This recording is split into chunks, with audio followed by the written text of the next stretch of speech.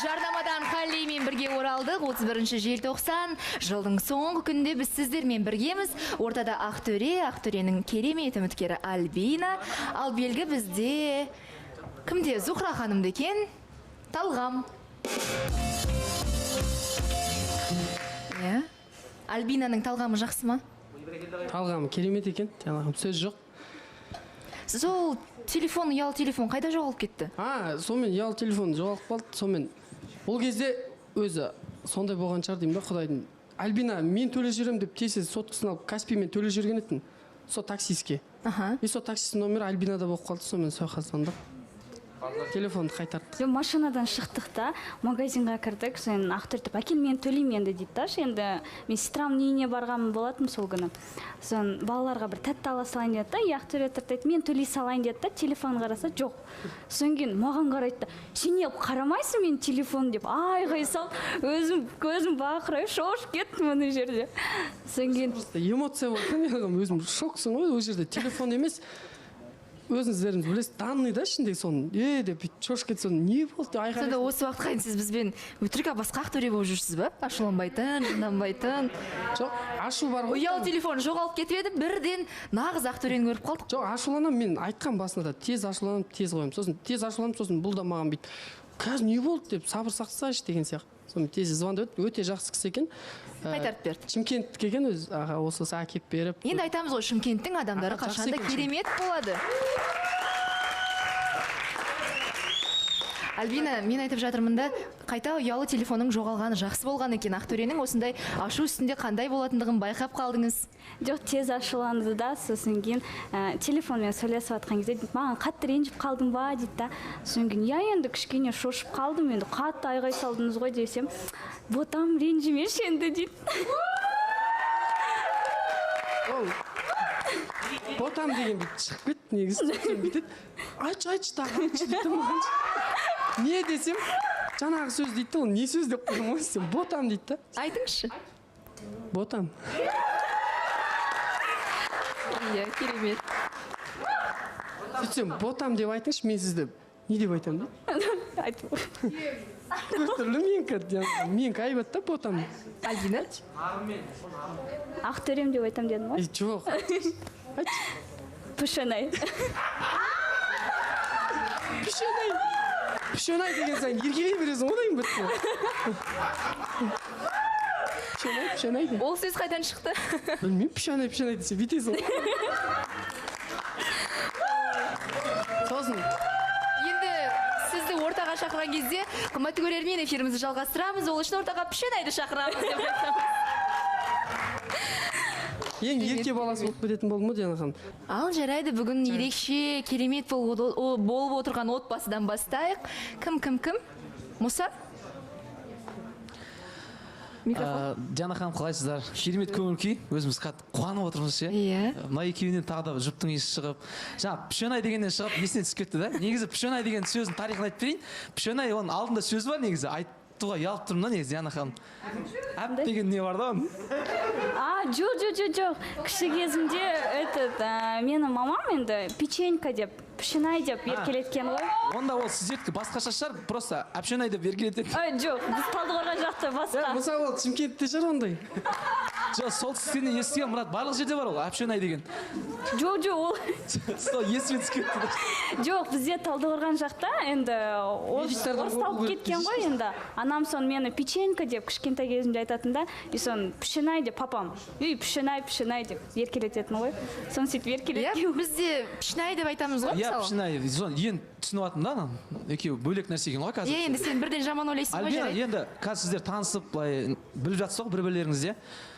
Қандай жағымды жақтарын жақсы, өзіңізге тартымды жақтарын ұғып жатсыз, және де қандай жаман қасиеттерін байқадыңыз ба жалпы? Жаман қасиеті енді бүйтіп резко айғай сағаны болмаса, кәдімге қорқып кетеді екенсің, бүйтіп айғай саған кезде. Ал жақсы жағы тез қайтып кетеді екен. Тез қайтып еркелетіп жүрген кезде Агата? Алдыңғы эфирларда Нұрсұлтанмен бұл сөйлесіп жүрген кезде больше внимания уделять ететінін көрдік та Альбинаның. И саған ондай ұнайма негізі қыздардың сөйтіп саған көп внимание бөлгені? Или наоборот жоқ болып кетіп, бір жұмбақ болып жүргені ұнайма? Жоқ, олай жоқ болып кеткені емес, бұл жүргенді. Сен өзің жазғанды ұнатасың ба, или қыз жазса да нормально? Жалып кетем деп ойламайсың ба? Жоқ, жалықпаймын, енді бүйтіп қатты бүйтіп не істеп жатсың, қайдасың, не үшін, сондай сұрақтар болса, одан жалығады адам. А бұл егер қалайсың, жағдайың қалай, не істеп жатсың деп жай әшейін сұраса, ол кезде жалықпайсың. Одан маған да приятно, мені іздеп тұрады біреу. Біреу мені іздеп, біреу мені уайымдап тұрса, маған да жақсы ғой. Ақтөре екеуміздің әңгімелескеніміз қызықты. Негізі былай сыртқы көзге өте күшті жарысасыңдар, характерларың келетін сияқты, енді көп уақыт созбай жұп болып кетіңдер деймін. Бұйырса, және сіздердің құрметтеріңізге, және біздің барша көрермендеріміздің құрметімізге жаңа жылдың қарсаңында бізді құттықтап келген жұлдызды қонағымыз бар еді. Студиямыздың төріне өзінің керемет әндерімен келген Мұхтар Ханзаданы ортаға шақырамыз, келіңіз.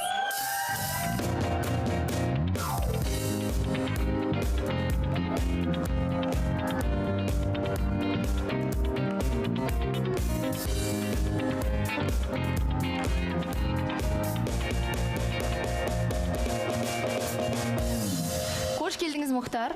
Қош көрдік, ассалаумағалейкум баршаңызға. Жаңа жыл құтты болсын. Бірге болсын келе жатқан жаңа жылыңызбен. Ал енді Мұхтар, сізге сұрақ, осы 2020 жылда есте қалған ең керемет сәтіңіз өміріңізде орын алған оқиғаңыз? Я 2020-да. 2020-да. Әлде сізде басқа жыл ма? 2020-да шыны керек үнемі сыртта жүргеннен кейін менің ең жақсы күндерім осы ата-анамның бауырларының қасында болған. Сәттеріңіз. Сәттер көп болды. Тамаша. Бұл жылы сіз үйленбедіңіз. Жоқ. Енді жоспар келесі жылға Бұйырса, иә. 2021-де онда өзіңіздің жартыңызды жолықтырып, отбасылы болуыңызды тілейміз шын жүректен. Аумин. Баршаңызға да 2021 жылы барша жұптардың қосылып, әрбір отбасында жаңағындай той болатын күн жыл болсын, сондай, баршаңызға сөйтіп. Өйткені қазақ тойшыл қауымы ғой. Сондықтан баршаңыздың үйде той болсын, жақсылық болсын. Ал тойды сағындыңыз ба? Осы енді карантин болды, басқасы болды, мойындаңызшы. Мен ең қатты сағынғаным біз концерт беретін едік қой. Қала-қаланы Гастроль. Гастрольде. Сол күндерді сағындым. Халықпен қауышу, еркелеп ән айту деген сияқты. Той үнемі болып жатқан дүние ғой. Тойды да сағындық, концертті де сағындық. Бұйырса бәріне жетеміз, сәл сабыр етейік. Енді баршамыздың тілегіміз ғой 2021 жылы аман есен осы дерттен, карантиннен шығып, өзіміздің тойымызға оралайық, сол концерттер қайтадан қатарымызға келсін, біздің де көңіліміз орнына түссін. Бұйырса. Ең бастысы енді әншілердің дәл қазір сол жағдайы ғой, концерттер болсын, әншілердің жаңа хит әндері шыға берсін, шығармашылық бір орында қалып қоймасын. Иә, шығармашылық қалмайды, өйткені барынша енді мына карантин болмаған кезде айына 2-3 әннен шығарып отыратынбыз. Иә. Енді қазір карантин кезінде бір әннен, 2 айда бір бейнебаян деген сияқты. Барынша енді тоқтатпауға тырысамыз, өйткені әншінің ән таусылмасын, өнер таусылмасын. Енді өзіңіз айтып қалдыңыз ғой, ең керемет сәттерім ата-анамның жанында болған, бауырларымның жанында. Енді осы сәтті пайдаланып, сіз де өзіңіздің отбасыңызды жаңа жылмен құттықтап жіберсеңіз? Иә, бірінші барша қазақ елін жаңа жылмен шын жүректен құттықтаймын. Әрбір отбасында қуаныш болсын, бақ береке қонсын, әрқашан жүздері нұрлы болсын, жүздері күлкіген айықпасын, тек жақсылық болсын. Ата-анама, бауырларыма бәріне жақсылық тілеймін. Ағайын туысқандығымыз, бауырлығымыз, осындай қазақтың бірлігі ешқашан таусылмасын. Жасай берейік, өсе берейік, өне берейік. Аман болайық, денсаулықтарыңыз мықты болсын. Айтқаныңыз келсін, тамаша тілектер. Және бүгін біздің жоба енді махаббат жайлы болғаннан кейін, сіздің де махаббат жайлы керемет әніңіз бар деп естідім. Иә, осы жаңа туынды бірінші рет айтайын деп тұрмын, тұсаукесер. Тұсаукесер біздің жобада, құрметті көрермен, олай болса Мұхтар Ханзаданың орындауында қандай ән? Жаным деші деген ән. Жаным деші. Бұл ән 89 жылы шыққан, тарихын айтып өтейін. Кішігірім, 89 жылы Өктем Алтаев ағамыз осы туындыны шығарған екен. Талғат Айтбай деген ағамыз әнін шығарған, сөзін Өктем Алтаевтікі. Барлықтарыңыз білесіздер. Бұл әнді толық ешкім жаңағыдай бейнебаян түсіріп орындамағаннан кейін, бірақ хит болған ән ғой. Иә, иә. Соны кішкене осы қазір жаңа стильде, жаңа дүние алып шығардық. Тамаша. Демек, бұл ән енді сіздің репертуарыңызда. Менің репертуарымда. Ой, тамаша екен. Олай болса тыңдайық. Жаным деші Мұхтар Ханзаданың орындауында. Ортаға керемет вальс берсек те болады. Келіңіздер. Жаңа жылдарыңызбен. Барлықтарыңыздан жұптарыңыз тәтті болсын, махаббаттарыңыз баянды болсын. Әумін айтқаныңыз келсін. Мұхтар Ханзада қонақта болған.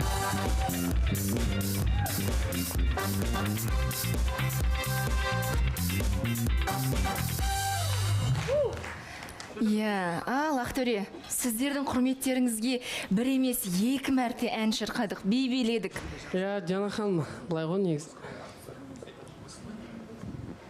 Отбасым болды, иә, сұрақ қойып болды.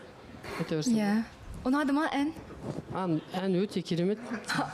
Ән деп мұт. Би ұнады ма? Альбина мен би билеген қалай екен? Вальс ұнады, иә, бірақ Сіздердің алғашқы билеріңіз? алғашқы биіміз, иә. Тамаша, құтты болсын. Иә, Ақтөре бір нәрсе айтайын деп тұрған сияқты, бірақ мен сөзім бөлуге мәжбүрмін, өйткені дәл қазір бізде жарнамадан кейін қайта қауышамыз, басқа да жұптарымыздың арақатынасы жайлы хабардар боламыз.